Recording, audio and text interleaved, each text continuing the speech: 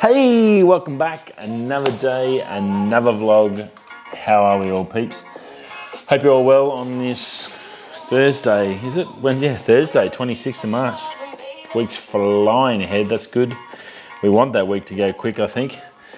The sooner it ends, the sooner we may be able to move to the next step or wherever we're going. I hope you all had a good day. There's a fair bit on today. I've got some nice juicy tech news for you, a little bit to talk about.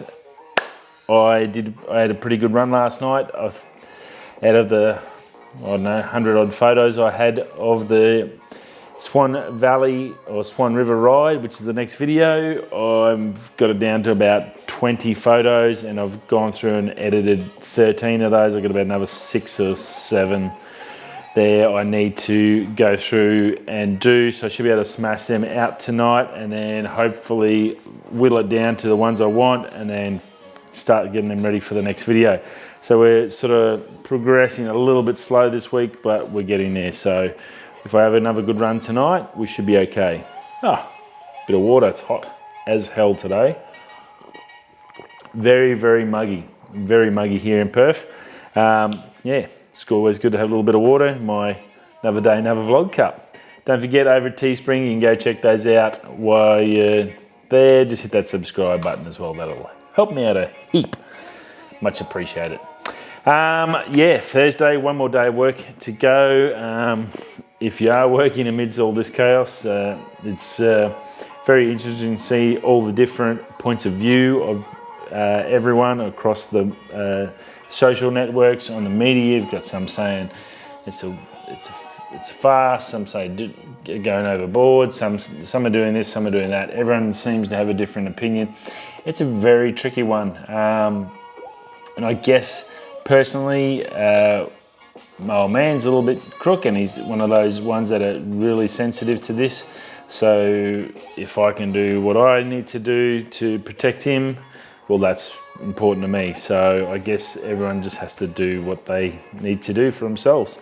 But yeah, just be aware, it's not really protecting yourself, it's protecting others. And then you get some views of opinion that say, well, realistically, if you look at the numbers, it's not that much worse than a normal flu, which we get every year, which you have the shot and stuff. Unfortunately, I don't think we've got the shot for this one. That's, I think, the biggest trick on this one. And then I watched one today, how someone talked about how come it never hit Beijing or hasn't hit Russia or anything like that. So the conspiracies are running around as well about how China's unleashed it to take over the world and all those sort of things. Yeah, there's some very valid questions, and I don't think we're going to get all the answers for a while down the road. As with everything, we just got to go with what you know, and what you know is good for you. So just, yeah, that's all we can do. But it is interesting to see all the different avenues of thought on this whole thing. So very, very interesting, I guess is the word. Some's funny. I don't want to laugh at it because some people believe it. It's everyone's different to what they believe in, and you can't really say anything because 3/4 of the planet believes in religion. That's their choice. So if 3/4 of the planet believed in conspiracy theories, well then we'd all be thinking the same thing. So it's all perspective, I guess. That's my thoughts on today. That's today's thoughts on where we're at. Rightio guys, let's get into this. Now also got another video coming too. I did some filming on yesterday, but I've got to redo it a bit. I wasn't real happy how it looked out or how it turned out, so I've got to redo that. So I've got another shorter video which will be coming this week, so it should be a 2 video drop. See how we go. A bit happening on the home front. Rightio, let's get into a couple of big things I want to talk about. The Royale Flex Pi 2. Now we know the Royale 1. Now lately you would have heard about it with the new one, which was the Fold, that had the, who was doing it? What's his name? The cocaine dealer. Oh, I've forgotten.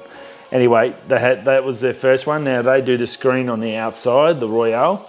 It's a big, looks like a little notepad, and it's got like the serrated edge like on the buses.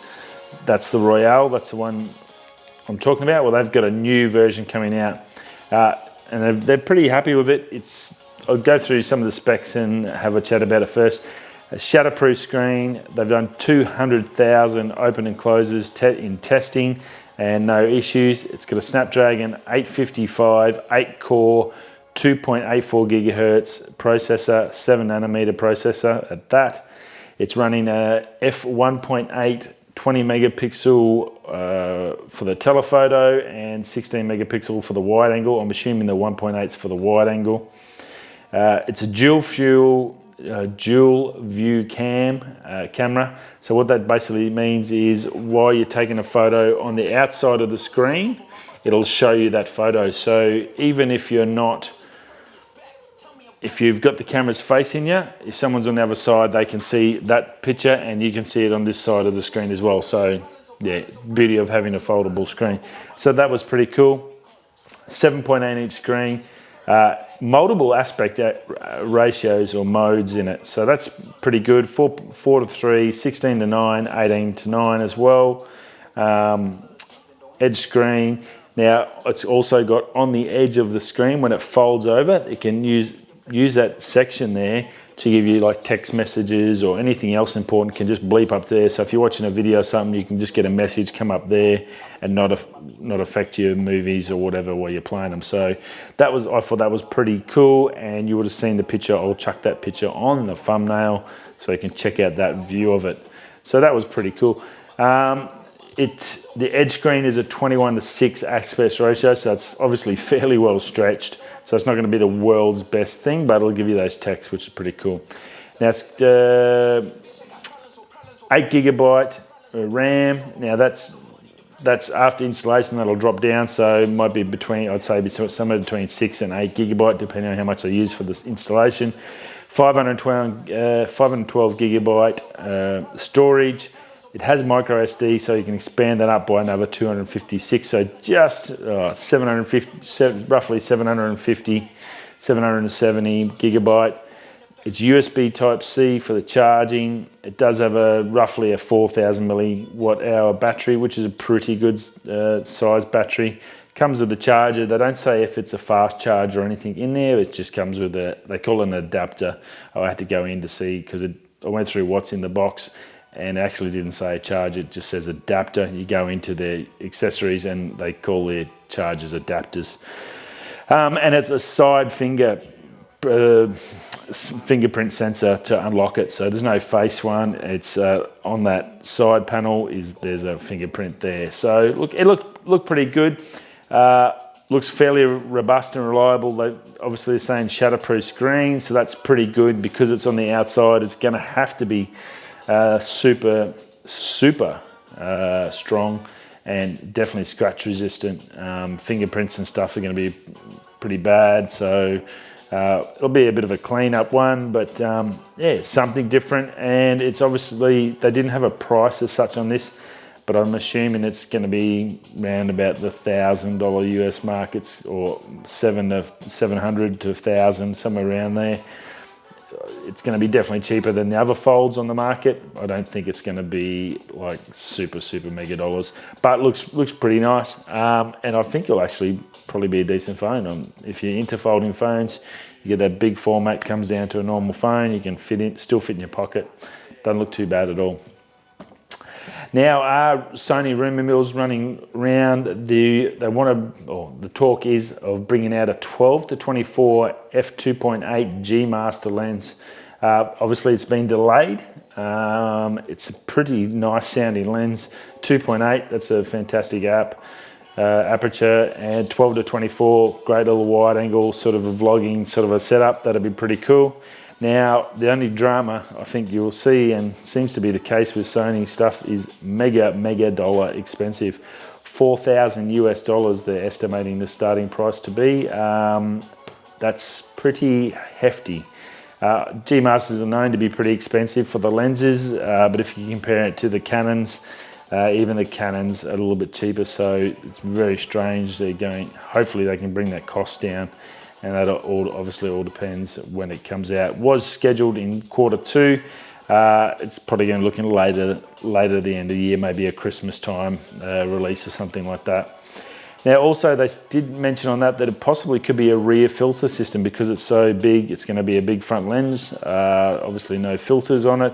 So they're talking about possibly one of those rear filter ones, which is a bit of a pain if you got to constantly swap in and out and you can't put a variable ND or something on the front. That's a bit weird. So yeah, look, something different for you Sony guys. Obviously that'll be a really nice lens and something you will really enjoy. But yeah, it's just mega bucks, 4,000 US. That's at least 7,000 to 8,000, or at least 7,000 Australian for one lens. That's pretty insane. So yeah, not much fun on that part.